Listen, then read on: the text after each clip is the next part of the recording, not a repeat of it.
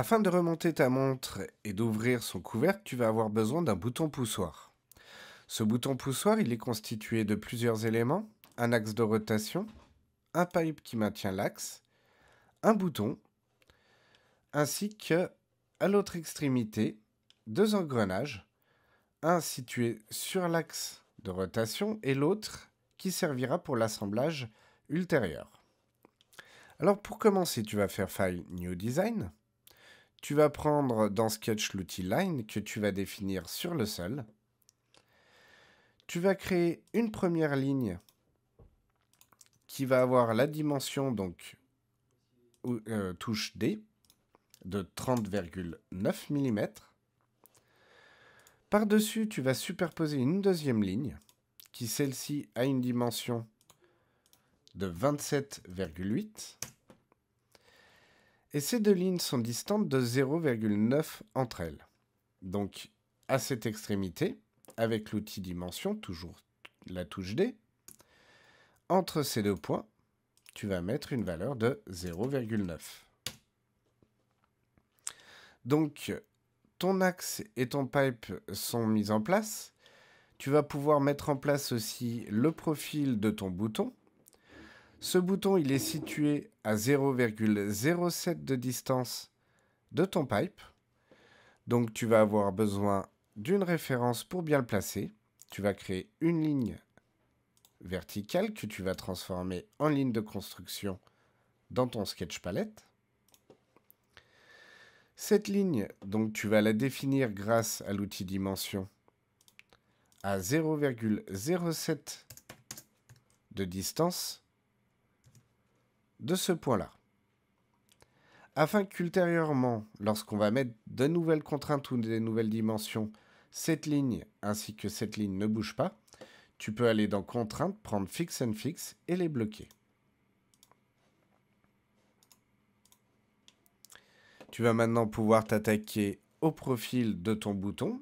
Tu vas commencer par très rapidement faire sa forme globale, sans te soucier des dimensions. Cependant, bien faire attention, à ce niveau-là, je m'arrête, je change d'outil afin de prendre une spline, ce qui me permettra de créer un arrondi sur cette section.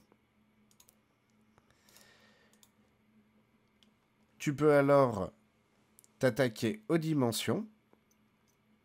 Pour ça, je te conseille de t'attaquer d'abord à l'emplacement de l'axe, donc avec l'outil dimension, définir celle-ci à 2,31 et sa largeur à 0,05. Je te conseille ensuite de définir cette distance à 0,3 mm et enfin de t'attaquer aux autres dimensions. Donc de ce point à celui-ci, on a 2,8. Sur ce côté, on a 2,7. Et en largeur globale, donc de cette ligne à celle-là, on a 1,1. Tu peux quitter alors la dimension et venir sélectionner ce point afin de bouger les poignées de Bézier de ces deux points et d'arrondir ta forme. Tu vas aussi arrondir tes angles et pour ça tu vas aller dans Sketch, Filet, sélectionner les deux lignes constituant ton angle, faire pareil ici et définir tes angles à 0,15 de rayon. Il reste un élément que tu dois définir sur ce sketch, c'est qu'ici, à 0,34 de l'extrémité de ton axe, tu vas venir placer ton engrenage. Donc autant le dessiner directement à la bonne position. Mais tu n'as pas de plan pour le dessiner, donc tu vas avoir besoin d'un élément pour construire un plan. Donc tu vas aller dans Ligne, tu vas créer une ligne verticale que tu vas transformer en ligne de construction. Et cette ligne, tu vas la définir grâce à l'outil dimension à 0,34 de distance du point. Une fois que tu as fait ceci, tu peux faire Stop Sketch, venir dans Construct, Plane at Angle, sélectionner ta ligne. Et pour avoir un plan perpendiculaire au reste, tu vas mettre un angle de 90 degrés. Sur ce plan, tu vas venir dans Sketch, prendre Circle, Center, Diamètre, Circle. Et sur le point ici, qui correspond à notre axe, tu vas venir dessiner un cercle de 0,1 de diamètre. Tu reviens dans Sketch, prendre Cercle, Center, Diamètre, Circle, et tu vas redessiner un deuxième cercle qui, lui, fait 0,25 de diamètre. Il reste un troisième cercle à avoir qui va délimiter en fait les crénelages. Il se situe à 0,05 de cette ligne.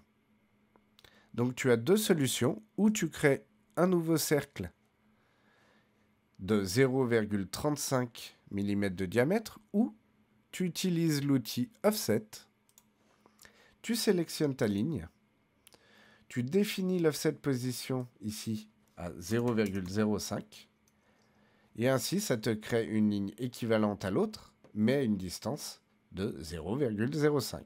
OK.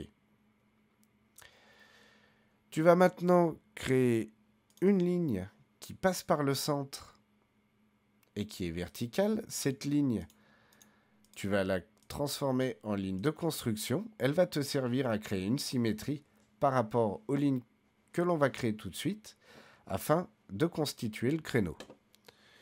Donc, line, tu crées une ligne qui va de ce cercle à l'autre. Tu fais pareil de l'autre côté. Ces deux lignes, elles doivent être parallèles. Donc ici, j'ai bien ces contraintes qui me disent qu'elles sont parallèles entre elles. Tu vas ensuite, dans tes contraintes, prendre symétrie, sélectionner tes deux lignes et ton axe de symétrie. Ainsi, elles seront toujours symétriques l'une par rapport à l'autre et par rapport à cet axe. Tu vas ensuite, avec l'outil dimension, déterminer sa taille de 0,4. Très bien. Tu peux alors faire Stop Sketch. Et tu vas venir mettre en place maintenant le dessin pour le deuxième engrenage.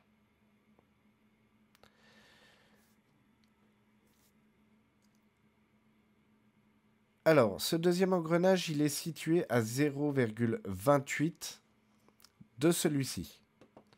Donc, tu vas aller dans Sketch, prendre Circle, Center, Diamètre, Circle.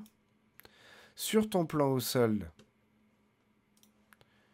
tu vas donc venir dessiner un cercle, donc sur la ligne de ton axe. Il est de diamètre 0,4.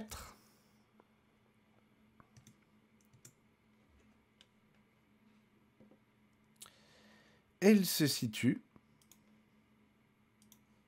ici à 0,28 mm. Tu vas ensuite créer un deuxième cercle. Le deuxième cercle, lui, il est de 0,5 mm de diamètre. Quant au dernier cercle qui va définir le crénelage, il est de 0,56. À ce moment-là, il te manque le dessin justement de ton créneau. On va utiliser l'axe ici qui existe déjà en tant qu'axe de symétrie. Donc, tu crées deux lignes de ce cercle à celui-ci. Ces lignes, tu vérifies qu'elles sont parallèles entre elles. Donc là, pour le coup, dans mes contraintes, tu prends symétrie, tu sélectionnes tes deux lignes.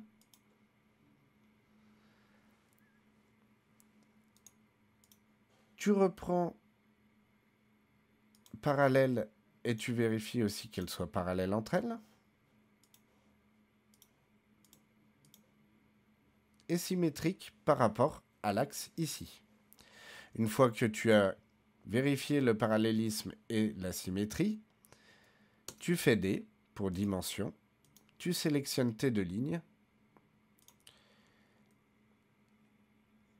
et tu vas le régler à 0,03.